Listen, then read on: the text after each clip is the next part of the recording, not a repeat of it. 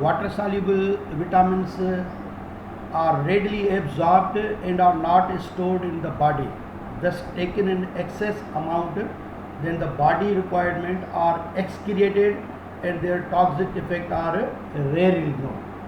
जो water soluble vitamin होते हैं जैसे B complex and vitamin C, अगर वो फूड जिनमें ये विटामिन्स मौजूद होती हैं अगर हम रिक्वायरमेंट से ज़्यादा भी खा लें तो ये विटामिन्स जो वाटर सॉल्युबल विटामिन है वो बॉडी में स्टोर नहीं होते हैं, जो ज़रूरत से ज़्यादा होती हैं वो एक्सक्रिएट हो जाती हैं हमारे बॉडी से, क्योंकि ये वाटर सॉल्युबल विटामिन होते हैं, इसलिए इनका कोई टॉक्सिक इफेक्ट वगैरह अभी तक मालूम नहीं हुआ है। लेकिन उसके बरक्स जो फैट सॉल्युबल विटामिन है जैसे विटामिन ए, डी, ई, के, अगर ये हम ज़रूरत से ज़्यादा इनको यूज़ करें, इस्तेमाल करें, खाएंगे उनको विटामिन को, तो ये हमारे बॉडी में स्टोर हो जाते हैं।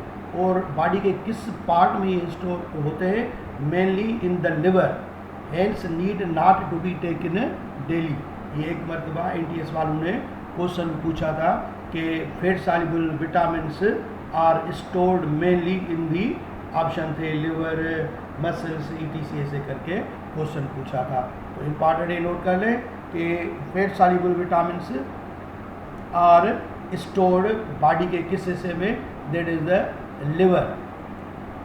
और ये जब बॉडी में स्टोर होते हैं तो जाहिर है इनके टॉक्सिक इफ़ेक्ट जो हम फील करते हैं उनका टॉक्सिक इफ़ेक्ट होता है, और ये भी एक किस्म की जस्ट लाइक डिजीज़ ही होती हैं। तो ये विटामिन फैट सॉल्युबल विटामिन जो एक्सेस में लिए जाते हैं उनकी वजह से होता है। मिसाल के तौर पर हमारे जो टेक्स्ट बुक में लिखा हुआ है कि vitamin A is required for normal growth, vision in dim light and keeping skin mucus linings of the body healthy. Skin को हेल्दी रखता है, और डिम लाइट में हम देख सकते हैं ये विटामिन ए का वजह से, और नॉर्मल ग्रोथ वगैरह होती है। तो ये विटामिन ए के फंक्शंस होते हैं।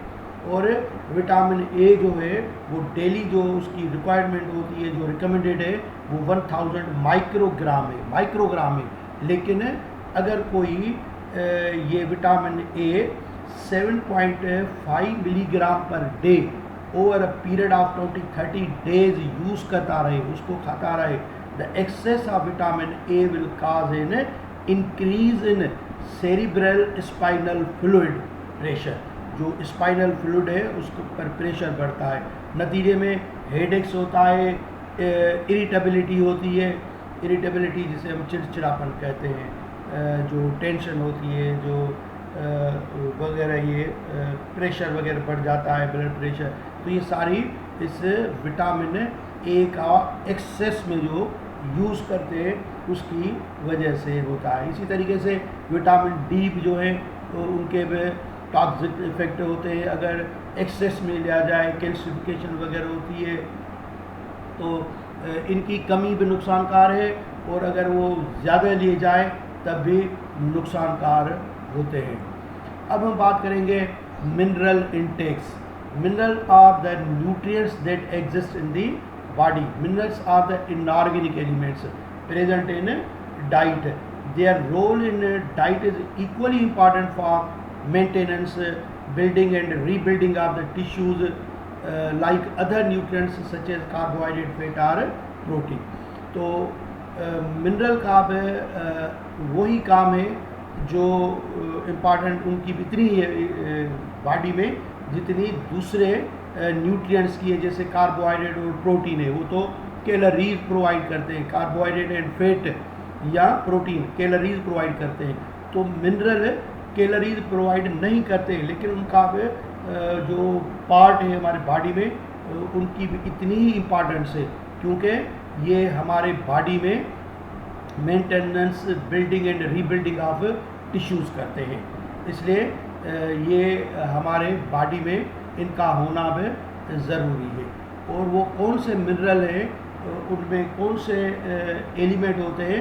तकरीबन traces of all elements are present in the living matters. जितने भी लिविंग चीज़ें हैं, एनिमल और प्लांट्स हैं, इनमें तकरीबन सारे एलिमेंट्स मौजूद होते हैं, लेकिन 23 एलिमेंट्स जो है वो इसेंशियल फॉर लाइफ समझे जाते हैं। उन 23 को हमने दो हिस्सों में डिवाइड कर रखा है, नॉन मेटल एंड मेटल। 23 में से 11 are non metal. Non metal कौन से एलिमेंट है? जैसे कार्बन है, हाइड्रोजन है, ऑक्सीजन है, nitrogen, sulphur, phosphorus, chlorine, fluorine, iodine, boron, silica. ये नॉन मेटल। आपको पता है कि पीरियोडिक टेबल में जितने भी एलिमेंट हैं हमने उनको क्लासीफाई करके रखा है, मेटल से, नॉन मेटल है, मेटलॉइड है। तो इनके कैरेक्टर जो होते हैं वो नॉन मेटल के कैरेक्टर होते हैं। और अब इनको याद कैसे करोगे? आप इनसे कोई वर्ड बना दो, जैसे मिनिमोनिक जिसे हम कहते हैं, तो याद करने का, क्रेम करने का वो तरीका होता है, या जो भी आपके पास तरीका है उससे आप इसको याद कर लें कि ये 11 एलिमेंट कौन से हैं।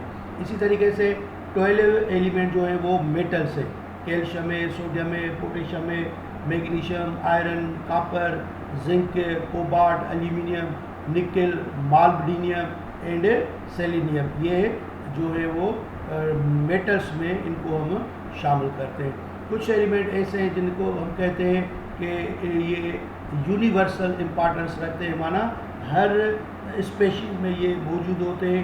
इवन जो यूनिसेलुलर एनिमल है जैसे अमीबा वगैरह है, तो उसमें भी ये एलिमेंट मौजूद होंगे। Hydrogen, carbon, nitrogen, oxygen, sodium, potassium, magnesium, calcium, sulphur, phosphorus are of the universal importance and are required by all species. ये बात नोट करें, याद रखें कि ये सारे एलिमेंट्स हमारे बॉडी में होते हैं, लेकिन they are not form in their neutral form, but they are in their ionic form. ये आयोनिक फॉर्म में हमारे बॉडी में मिलते हैं। जैसे मिसाल के तौर पर सल्फेट है तो सल्फर है तो सल्फेट फॉर्म में होगा, नाइट्रोजन नाइट्रेट फॉर्म में होगा, फास्फेट होगा। ये आयन के फॉर्म में हमारे बॉडी में मौजूद होते हैं।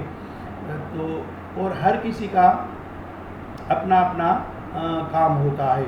और ये जैसे मैंने पहले ही बताया कि building and rebuilding and maintenance of the tissues करते हैं। और या पूरा कह सकते हैं कि minerals are most important factors in maintaining all physiological process. जितने भी बॉडी में फिजियोलॉजिकल प्रोसेस होते हैं ये इनको कंट्रोल करते हैं। बाकायदे डॉक्टर जो है वो टेस्ट कराते हैं कि इसके बॉडी में देखो कि सोडियम कितना है, पोटेशियम कितना है, ये टेस्ट करते हैं। आयरन कितना होता है, आयरन की कमी हो जाती है तो आमतौर पर कहते हैं इसको पीलिया हो गई है। और सोडियम बढ़ जाता है तो हम कहते हैं कि इसको ब्लड प्रेशर हो जाएगा। तो इसी तरीके से ये एलिमेंट्स जो मिनरल्स हैं ये बॉडी को बहुत सारा जो है वो कंट्रोल में रखते हैं, जो बीमारी वगैरह से बचाते हैं। इनकी क्वांटिटी जो ज़्यादा हो जाती है तब भी नुकसानकार होता है, कम हो जाता है तब भी नुकसान होते हैं, लेकिन ये स्मॉल क्वांटिटी में मौजूद होते हैं। तो एक मिसाल दिया गया है कि मिसाल के तौर पर हमारे बोन और टीथ है, उनको किस एलिमेंट की ज़रूरत होती है या वो किस से बने होते हैं, तो उनमें कैल्शियम और फास्फोरस होते हैं। इसी तरीके से ये जो आयरन एलिमेंट है picked up for the production of haemoglobin and cytochrome of the system of the body. Blood में जो हेमोग्लोबिन होता है जिसका काम क्या होता है कि हवा में से ऑक्सीजन को जो लंग्स में दाखिल होती है तो उसको एब्जॉर्ब कर लेते हैं, ब्लड में दाखिल कर लेते हैं ऑक्सीजन को। तो हर किसी का अपना अपना काम होता है।